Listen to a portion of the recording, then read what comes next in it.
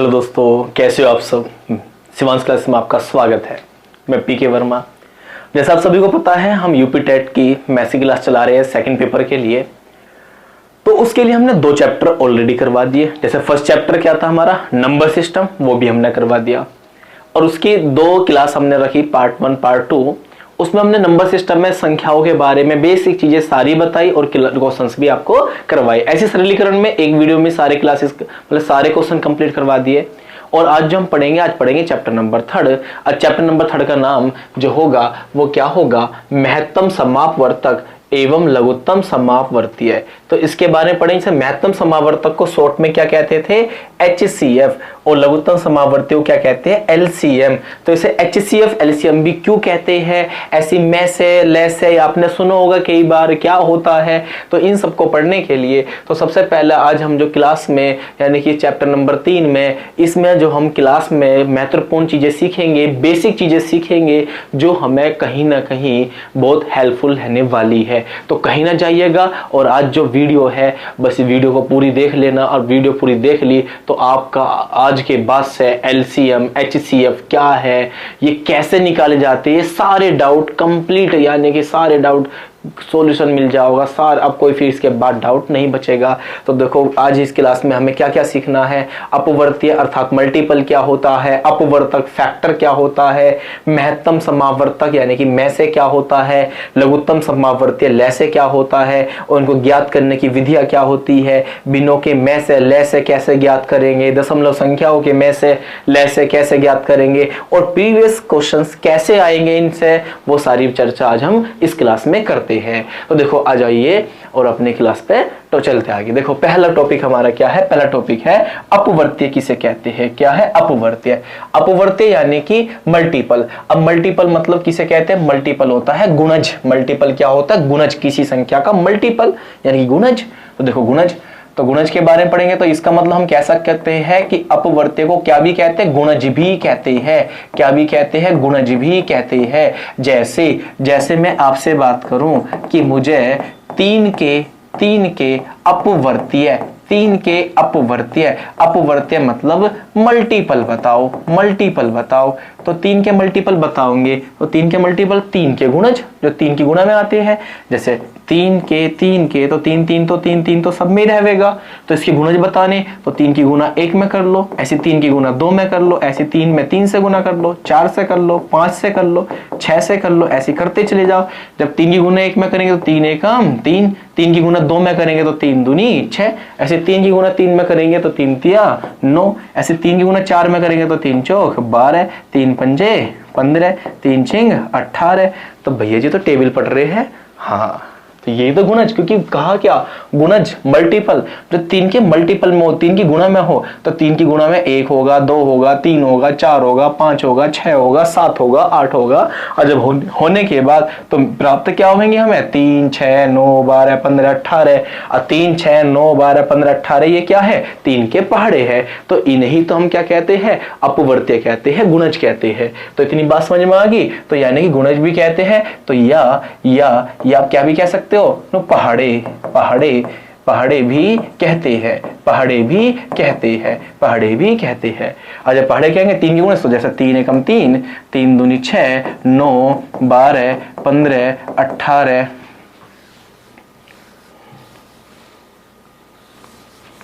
ठीक है, देखो 15 18 21 24 27, ठीक है, 30 33 36, इस तरह से आगे चलते जाएंगे। और तो देखे तो हमें एक बात पता लग गई कि गुणज भी कहते हैं अर्थात यही पहाड़े होते हैं। और जब यही पहाड़े होते हैं तो इनकी संख्या अगर देखी जाए तो कैसी होती है, अनिश्चित होती है। कैसी होती है, अनिश्चित होती है यानी कि अनंत होती है। इनकी संख्या का पता नहीं होता, ये कितनी भी हो सकते हैं। अब बात करते हैं अपवर्तक। अपवर्तक किसे कहते हैं, तो अपवर्तक कहते हैं गुणनखंड को। किसको कहते हैं, गुणनखंड को। किसको कहते हैं, गुणनखंड को। ये गुणनखंड क्यों कह रहे हैं, क्योंकि इसे इंग्लिश में कहते हैं फैक्टर। और फैक्टर का मतलब क्या होता है, गुणनखंड। और गुणनखंड कौन से होते हैं, गुणनखंड कौन से होते हैं, तो देखो समझ लेते हैं। जैसे मैं आपसे कहूं कि 12 के गुणनखंड, 12 के गुणनखंड अर्थात क्या बताने हैं, अपवर्तक। यानी कि अपवर्तक बताने। तो 12 के ऐसे नंबर लो, ऐसे नंबर लो जो उससे डिवाइड हो जाए, यानी कि 12 को डिवाइड कर देवे। तो वे कौन कौन से नंबर? तो देखो जैसे 1, तो क्या 1 से डिवाइड हो सकता है 12? हाँ जी बिल्कुल हो जाएगा। जैसे 2 से डिवाइड हो जाएगा 12? हाँ जी हो जाएगा। क्या 3 से भी डिवाइड हो जाएगा? हाँ जी हो जाएगा। और बताओ 4 से, सोचो 4 से हो जाएगा? हाँ 4 3 12। 5 से हो जाएगा? 5 दूनी 10, 5 3 15। नहीं जी 5 से नहीं होने का। क्या 6 से हो जाएगा? अगला नंबर लेके देखो 6 से। हाँ जी 6 कम 6, 6 दूनी 12 हो गया 6 से। तो 6 दूनी 12, तो 6 हो गया, 6 होगा क्योंकि 6 से डिवाइड हो रहा। क्या 7 से हो जाएगा? 7 दूनी 14 नहीं होने का। 8 दूनी 16, 9 से, 9 से भी नहीं होने का। 10 दूनी 20 नहीं होने का। और 11 दूनी 22 नहीं होने का। 12 कम 12, 12 से हो जाएगा। और इससे आगे और मिलने का ही नहीं, क्योंकि 13 से डिवाइड हो जाएगा, छोटा नंबर है, डिवाइड कहाँ हो जाएगा, फिर तो पॉइंट में आएगा। तो हमें पूरा डिवाइड हो जाए ऐसे नंबर देखने थे, तो वो मिल गए 1 2 3 4 6 12। तो यही होते हैं गुणनखंड, इन्हीं कहते हैं फैक्टर। अभी भी बात समझ में नहीं आई, क्यों कह रहे हैं ऐसे फैक्टर? देखो ऐसे कह रहे फैक्टर, क्या मैं 12 को नहीं कह सकता, इसके टुकड़े करके नहीं लिख सकता? 1 गुना 12। हाँ सर जी लिख सकते हैं। क्या 12 को मैं 3 गुना 4 नहीं लिख सकता? हाँ सही है सर जी लिख सकते हैं। क्या मैं 12 को 2 गुना 6 नहीं लिख सकता? हाँ सर जी लिख सकते हैं। क्या मैं 12 को मतलब 3 4 वाला भी हो गया, क्या 12 गुना 1 नहीं लिख सकता? हाँ जी भैया जी लिख सकते हैं। और जब लिख सकते हैं तो देखो 12 गुना 1 में करेंगे तो 12 का 12। तो इसका मतलब ये एक नंबर, और ये जो 12 आया तो ये 12 के क्या है? टुकड़े ही तो है, फैक्टर ही तो है। तो इन्हीं तो फैक्टर कहते हैं। जैसे 12 तो 3 गुना 4, तो 12 को मैंने 3 और 4 में तोड़ दिया, तो यही तो फैक्टर होते हैं 3 गुना 4, यानी कि 3 12 का फैक्टर, 4 12 का फैक्टर। ऐसे मैंने 12 को 2 गुना 6 लिख दिया, तो ये 12 के फैक्टर ही तो हो गए 2 और 6। तो यही तो क्या कहते हैं? फैक्टर। इन्हें तो कहते हैं गुणनखंड, इन्हें तो कहते हैं अपवर्तक। तो इसलिए देखो अपवर्तक में ये आ तो गए सारे के सारे कि भाई 12 का अपवर्तक में 1 भी आ सकता है, 2 भी आ सकता है, 3 भी आ सकता है, 4 भी आ सकता है, 6 भी आ सकता है, 12 भी आ सकता है। तो इसलिए मैंने आपसे क्या कहा, यानी कि वे नंबर लेने हैं जो 12 को पूरा डिवाइड कर दे। तो 12 को 1 भी डिवाइड कर देगा, 2 भी कर देगा, क्योंकि जब इसके टुकड़े हैं तो ये जरूर 100% इनको क्या करेंगे? डिवाइड करेंगे। तो आगे बात समझ में? तो ये होते हैं अपवर्तक यानी कि फैक्टर। और जो अपवर्तक होते हैं, तो जैसे मैंने 12 के यहां तक निकाल के अब क्या आगे लिख सकता हूं? नहीं भैया जी आगे मिलने के ही नहीं फैक्टर, बस इतने रहेंगे। और जब इतने रहेंगे तो जो अपवर्तक होते हैं तो उनकी संख्या कैसी रहती है? निश्चित होती है। कैसी होती है? निश्चित। और जबकि अपवर्ती की संख्या कैसी थी? अनिश्चित थी। कैसी थी? अनिश्चित, यानी कि फिक्स नहीं थी। इनकी संख्या फिक्स होती है। तो आगे बात समझ में कि गुणनखंड क्या होते हैं? जैसे एक को और बता दो तुम। जैसे मैं आपसे पूछ लूं कि 6 के गुणनखंड बताओ। गुणनखंड यानी कि फैक्टर बताओ। तो 6 के फैक्टर क्या हो सकते हैं? तो 6 को 1 से भी डिवाइड कर सकते हैं भैया जी, 6 को 2 से भी डिवाइड कर सकते हैं भैया जी, 6 को 3 से भी डिवाइड कर सकते हैं, अब भैया जी 6 को 6 से भी डिवाइड कर सकते हैं। तो ये 1 2 3 6, तो ये 6 के क्या है? फैक्टर है, गुणनखंड है, क्योंकि इनकी संख्या फिक्स होती है, इससे ज्यादा नहीं हो सकती। ठीक है, तो आगे बात समझ में अपवर्त्य क्या है, अपवर्तक क्या है, क्योंकि इनकी जरूरत पड़ेगी आगे चल के। ठीक है, अगला क्वेश्चन देखो। अगला क्वेश्चन हमारा क्या है? अगली बात हमारा यानी कि अगला टॉपिक क्या है? एक टॉपिक समझना है हमें ये वाला, अभाज्य संख्या क्या होती है, प्राइम नंबर क्या होती है और भाज्य संख्या क्या होती है। तो सबसे पहले सीखते हैं अभाज्य संख्या। तो अभाज्य संख्या वे संख्याएं होती है जिनके केवल 2 फैक्टर होते हैं। केवल कितने फैक्टर होते हैं? केवल 2 फैक्टर अर्थात भैया जी 2 अपवर्तक होते हैं। 2 अपवर्तक होते हैं। जैसे मैं आपसे बात करूं 2, तो 2 केवल किससे डिवाइड हो सके? 1 से हो सके या फिर 2 से हो सके। 3 से हो जाएगा? नहीं जी। देखो जैसे 3, तो 3 किससे डिवाइड हो सके? 1 से। 1 या 3 हो जाएगा, 2 से नहीं होने का। और किससे होगा? तो फिर 3 से होगा। ऐसे देखो मैं 5 की बात करूं, 5 की, भैया जी 5 से पहले तो क्या हुआ? 4 के बारे में बताओ। तो ठीक है 4 के बारे में बताते हैं। तो देखो 4 किससे डिवाइड हो सकता है? 1 से। और 4 किससे डिवाइड हो सकता है? 2 से भी हो जाएगा, 2 दूनी 4, और 4 किससे डिवाइड हो जाएगा? 4 से भी, 4 एकम 4।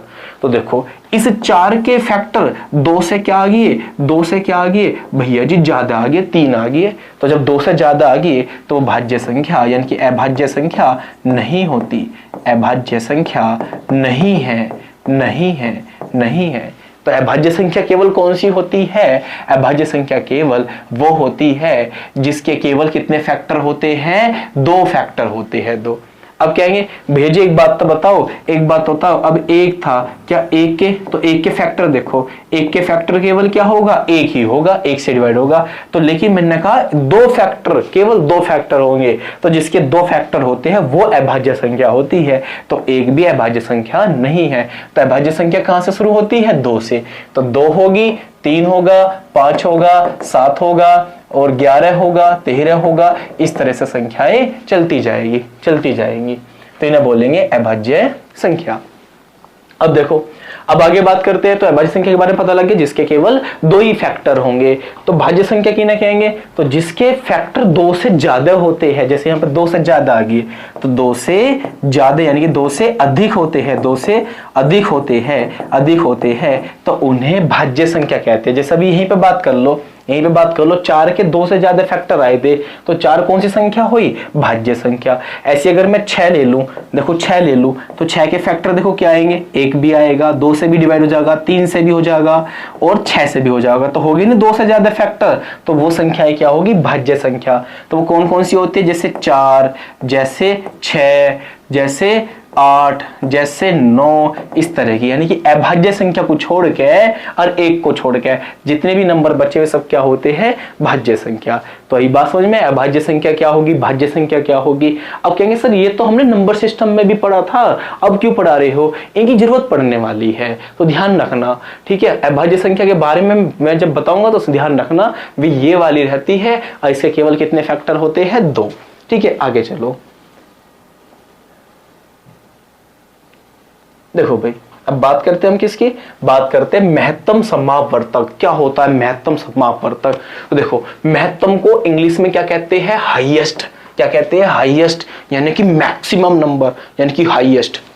और समापवर्तक, तो समापवर्तक जो है 2 शब्द से मिलकर बना, सम प्लस अपवर्तक, अपवर्तक।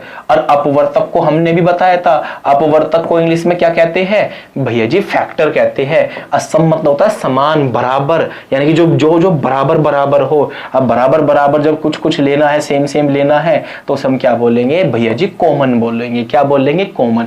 तो नाम बन गया हाईएस्ट, सम मतलब कॉमन, अपवर्तक मतलब फैक्टर। तो हाईएस्ट कॉमन फैक्टर। और हाईएस्ट में से किसको लेना है? एच को। और कॉमन में से किसको लेना है? सी को। और फैक्टर में से किसको लेना है? एफ को। तो क्या बन गया? HCF। ठीक है, तो ये इंग्लिश के नाम से बनता है HCF, और हिंदी के नाम से क्या हो? तो महत्तम में से केवल मैं ले लो और समापवर्तक में से केवल से ले लो, तो क्या कहलाएंगे? मैं से। तो महत्तम समापवर्तक के 2 नाम बन जाएंगे, मैं से हिंदी में, इंग्लिश में HCF। अभी होते क्या है, तो इन बातों को भी समझते हैं, ये होते क्या है। ठीक है, तो समझो, देखो, तो यहां हम 2 नंबरों से तुलना करके निकालेंगे। जैसे मैं 2 नंबर ले लेता हूं। अब 2 नंबर कौन कौन से ले लिए? मैंने ले लिया, एक तो ले लिया 8 और एक ले लिया मैंने 12। तो 8 व 12 के मैं से अर्थात HCF क्या है? क्या है? क्या है? तो HCF में क्या आ रहा? Highest common factor. तो फैक्टर आ रहा, तो फैक्टर्स लो, फैक्टर। तो क्या करना? 8 के फैक्टर निकालो, 8 के फैक्टर, 8 के फैक्टर, फैक्टर जिसे हम क्या बोलते थे? अपवर्तक। भैया जी अपवर्तक। और अपवर्तक की संख्या क्या थी भैया जी? फिक्स थे, ये फिक्स होते थे। तो अपवर्तक वे नंबर जो 8 को डिवाइड कर देवे। तो 1 भी कर देगा 8 को डिवाइड, 2 भी कर देगा, 3 नहीं करने का, 4 कर देगा, 6 भी नहीं करने का, तो कौन करेगा भैया जी? 8 करेगा। ठीक है, अब बात करते हैं 12। तो 12 के फैक्टर ले, 12 के फैक्टर लो, तो 12 के फैक्टर लो अर्थात 12 के अपवर्तक लीजिएगा। तो 12 के अपवर्तक वही जो इसको डिवाइड कर सके, तो वो 1 कर सकता है, 2 भी डिवाइड कर सकता है, 3 भी कर सकता है, 12 को 4 भी कर सकता है, और 12 को 6 भी कर सकता है, और 12 को खुद 12 भी कर सकता है। तो अब इनमें से हमें वे नंबर देखने जो हाईएस्ट हो, जो मैक्सिमम हो, और साथ में क्या हो, कॉमन। तो कॉमन और क्या हो, फैक्टर। तो देखो एक यहाँ पे भी तो ये रहा, ठीक है, एक यहाँ पे भी और ये रहा। तो एक उस 8 के फैक्टर में भी था, 12 के फैक्टर में भी था। ऐसे देखो 2 8 के फैक्टर में भी था, 12 के फैक्टर में भी, 4 8 के फैक्टर में भी है, और देखो 12 के फैक्टर में भी है। तो अब इनमें से कौन से कॉमन वाले लेने, जो हाईएस्ट हो। तो हाईएस्ट एक तो है नहीं, 2 तो है नहीं, तो हाईएस्ट कौन है, 4 है भैया जी। तो इनका HCF कितना आ गया, 4 आ गया। कितना आ गया, 4 आ गया। आई बात समझ में। HCF यानी कि HCF होगा क्या, तो HCF होगा जो उनके हाईएस्ट फैक्टर होंगे, जो उनके कॉमन फैक्टर होंगे, उनमें से हाईएस्ट लेना है, महत्तम लेना है, तो उसे बोलते हैं HCF। ठीक है, अब बात करते हैं आगे। देखो अगला क्वेश्चन, यानी कि अगली बात क्या, देखो यहाँ पे इसकी हमने डेफिनेशन बता रखी, क्या है, महत्तम समावर्तक यानी कि हाईएस्ट कॉमन फैक्टर। तो परिभाषा भी ध्यान रखना, तो क्या है, वह बड़ी से बड़ी संख्या। देखो अभी हमने फैक्टरों में से बड़ी संख्या तो लेकर आए थे, क्योंकि कॉमन 1 भी आया था, 2 भी आया था, तो हमने लिया क्या था, 4, जो हाईएस्ट था, बड़ा सा। तो इसलिए बड़ी से बड़ी संख्या जो दी गई संख्या से, जो दी गई 2 या 2 से अधिक संख्या, क्योंकि 2 संख्याओं से तुलना करेंगे या 2 से अधिक होगी, तो जो दी गई 2 या 2 से अधिक संख्याओं को, 2 या 2 से अधिक दी गई संख्याओं को क्या कर दे, पूर्णतः विभाजित कर दे, पूर्णतः डिवाइड कर दे। यानी जो फैक्टर हम लेते हैं तो वो फैक्टर उन्हें डिवाइड ही तो करते हैं, भाग ही तो कर रहे थे, तो भाग करते हैं, तो उसे संख्या को HCF कहते हैं। और इसे महत्तम समान भाजक भी कहते हैं। क्या भी कहते हैं, महत्तम समान भाजक। महत्तम मतलब ग्रेटेस्ट जो ग्रेटेस्ट हो, तो इसलिए इसको GCF भी कहते हैं। ठीक है, अब थोड़ी सी बातें हम किसके बारे में और समझ लेते हैं, लघुत्तम समावर्त के बारे में भी समझ लेते हैं, फिर इनको सोल्व करने का तरीका सिखाएंगे कि इनको कैसे ज्ञात करेंगे। अब देखो, तो लघुत्तम मतलब छोटा, लघु, तो लघुत्तम जब छोटा रहेगा तो उसको क्या बोलते हैं, लीस्ट। क्या बोलते हैं, लीस्ट। सम मतलब बताया था, सम मतलब समान, जो बराबर होता है, जो दोनों में बराबर लेना हो, तो सम क्या बोल लेंगे, कॉमन। और अपवर्तीय का मतलब क्या होता है, मल्टीपल। क्या होता है, मल्टीपल। तो क्या बन गया, लीस्ट कॉमन मल्टीपल, तो जिसे हम क्या बोलेंगे, LCM। क्या बोलेंगे, LCM। और हिंदी में लघुत्तम में से ले, समावर्तीय में से, तो क्या हो जाएगा, ले से। क्या हो जाएगा, ले से। तो होते क्या है, जैसे 2 नंबर से बात करेंगे या 2 से ज्यादा नंबरों से बात करेंगे, तो हम 2 नंबर ले लेते हैं। जैसे अभी हमने लिया था तो 6, तो 6 देखो, तो 6 के क्या लेने हमें, क्योंकि मल्टीपल लेने, और जिसको हम क्या बोलेंगे, अपवर्तीय। क्या बोलेंगे, अपवर्तीय। ऐसे हम ले लेते हैं 12 के अपवर्तीय।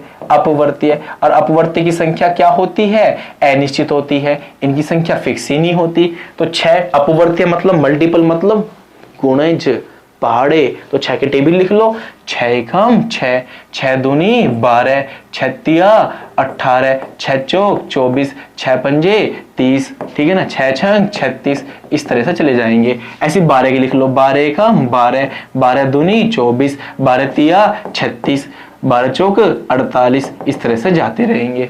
ठीक है, अब एलसीएम यानी लघुत्तम समावर्त का मतलब क्या होगा, अगर मुझे 6 व 12 का क्या निकालना है, LCM। तो LCM मतलब लीस्ट कॉमन। तो कॉमन देखो कैसे, मल्टीपल। तो ये 6 के मल्टीपल है, नीचे 12 के मल्टीपल है, तो इनमें कॉमन कर लो। कॉमन कौन सा, देखो एक तो ये रहा 12, देखो ये रहा, एक तो 12 यहाँ पे भी है, इसमें भी है, तो एक तो ये रहा कॉमन। 24 यहाँ पे भी है, यहाँ पे भी है, तो देखो एक ये रहा कॉमन। ठीक है, ऐसी 36 यहाँ पे भी है, यहाँ पे भी है, एक ये रहा 36 वाला कॉमन, ये रहा 36 वाला कॉमन। लेकिन उन कॉमन मल्टीपल में से लेना कौन सा, लीस्ट, यानी कि छोटा सा छोटा लेना। और छोटे से छोटा लेना तो क्या हो, 36 है, 36 से छोटा 24 है, और इन सबसे छोटा कौन है, 12। तो क्या होगा, एलसीएम 12। क्या होगा, एलसीएम 12। आई बात समझ में। अब तक तुमने क्या बस तरीके सीखे हैं कि एलसीएम ये है ऐसा कर दो, एचसीएफ ये ऐसा कर दो, लेकिन एचसीएफ है क्या, एलसीएम है क्या, आई बात समझ में। ये होता है एलसीएम, ये होता है एचसीएफ। तो टेंशन ना लो, पहले बेसिक समझाएंगे तुम्हें, फिर उसके बाद तरीके समझाएंगे, और फिर उसके बाद में ट्रिक देंगे। आपको हर चीज़ें समझाएंगे, क्योंकि आप बनोगे टीचर, तो टीचर को बेसिक भी आना चाहिए, क्योंकि आप टीचर बन के विद्यार्थी को पढ़ाएंगे, स्टूडेंट को पढ़ाएंगे। तो उन्हें पढ़ाने के लिए क्या बस सीधा फॉर्मूला समझाएंगे? नहीं, तो क्या तरीके से समझाएंगे। तो पहले उनको तरीका भी सीख लो, उसके साथ ट्रिक भी सिखाएंगे, सब चीज़ सिखाएंगे, टेंशन न लो। ठीक है, आ जाओ। तो देखो, तो लघुत्तम समावर्ती में आगे बात समझ में, एलसीएम होता क्या है? तो एलसीएम जो मल्टीपल होते हैं ना नंबरों के, तो उन मल्टीपलों में से वे कॉमन मल्टीपल लेने होते हैं जो सबसे कम, सबसे छोटा होता है। तो सबसे छोटा यानी कि लीस्ट होता है, वो हमने लिख लिया। अब इसकी परिभाषा के बारे में बात करें तो देखो, यहाँ छोटे से छोटे की बात हुई है, तो इसलिए इसकी परिभाषा में क्या लिखा आएगा? इसकी परिभाषा में आएगा वह सबसे छोटी से छोटी संख्या, वह सबसे छोटी से छोटी संख्या जो दी गई दो या दो से अधिक संख्याओं से पूरी तरह क्या हो जाए? विभाजित हो जाए। क्योंकि छोटी रहेगी, ये छोटी रहेगी, तो क्या हो जाए? विभाजित हो जाए, यानी कि ये भाग हो जाए, भाग हो जाए, या कट जाए, या क्या हो जाए? कट जाए, कट जाए। तो किससे कट जाएगी? जो संख्याएं दी जाएगी तो उनसे कटनी चाहिए, यानी कि यहाँ उल्टा होगा। वहां तो उस संख्या को डिवाइड कर रहे थे, यहाँ पे जो संख्या होगी उससे डिवाइड करेंगे। ठीक है, आगे बात समझ में, आगे चलो। यानी कि HCF जिसे हम क्या बोलते थे? मैं से ज्ञात करने की विधियां। देखो भाई, दो विधियां होती है, दो विधियां। पहली विधि क्या होगी? गुणनखंड विधि, या इसको कहेंगे अभाज्य गुणनखंड विधि। ठीक है, तो अभाज्य गुणनखंड विधि द्वारा कैसे फाइंड करेंगे, तो उसके बारे में चर्चा कर लेते हैं। जैसे गुणनखंड विधि द्वारा कैसे फाइंड करेंगे? जो भी डेटा दिया होगा, जो भी संख्याएं दी होगी, तो उसके हम फैक्टर निकालेंगे, वो भी अभाज्य फैक्टर के रूप में। अब फिर उसमें से आपको पता है हाईएस्ट कॉमन फैक्टर लेने पड़ेंगे। देखो कैसे, जैसे मैं क्वेश्चन ले लेता हूं आपके लिए। जैसे मैंने कह दिया कि 6, 8 और 12 का HCF ज्ञात करो। तो हमें इनका HCF ज्ञात करना, तो सबसे पहले आपको क्या करना है? 6 के फैक्टर निकालने। तो फैक्टर कैसे निकालते हैं आप सभी को पता है, ऐसे लाइन ड्रॉ करो और इनको काटते चले जाओ अभाज्य संख्याओं से। 2 से काटो तो 2 तिया 6, अब किससे काटेगा? 3, 3 एकम 3, जब तक काटना जब तक एक ना जाए। तो 6 के जो फैक्टर आए वो कौन कौन आए? 2 गुना 3। अब ऐसी बात करते हैं, 8 के फैक्टर निकाल लेते हैं। जैसे 8 के फैक्टर निकालेंगे, 2 से काटेंगे 4 बार कटेगा, फिर 2 से काटेंगे 2 बार कटेगा, अब 2 से 1 बार कटेगा। तो 8 के फैक्टर कितने आए? तो भैया जी 8 के फैक्टर 2 गुना 2 गुना 2, यानी कि 3 2 बार। फिर बाकी क्या बचा? 12। तो 12 का फैक्टर निकालेंगे, तो 12 का फैक्टर इसी तरह से निकाल लो। 2 छिका 12, 2 तिया 6, 3 एकम 3। तो 12 के फैक्टर क्या आए हमारे पास? 2 गुना 2 और गुना 3। तो इस तरह से हम फैक्टर निकाल लेंगे। अब फैक्टर निकालने का मतलब हमें क्या करना? HCF highest common factor. तो कॉमन फैक्टर देखो इनमें कौन कौन से? एक तो ये रहा कॉमन फैक्टर 2 का। अब यहाँ 3 है, तो इसमें 3, इसमें नहीं है 3, तो इनमें कॉमन होने चाहिए कॉमन। तो कॉमन जितने भी आएंगे सबको ले लेना। तो कॉमन यहाँ पे 2 ही है, तो हम 2 ही रखेंगे, और अगर एक और कॉमन होता तो गुना करके उसकी गुना कर देते तो वह HCF आ जाता, लेकिन अब हमारे पास सिर्फ 2 ही रहेगा। ठीक है, तो इस तरह से निकाला जाएगा। जैसे एक क्वेश्चन और ले लेते हैं। जैसे मैं एक क्वेश्चन ले लेता हूँ, अगला क्वेश्चन मैंने ले लिया कि यानी कि जैसे 16,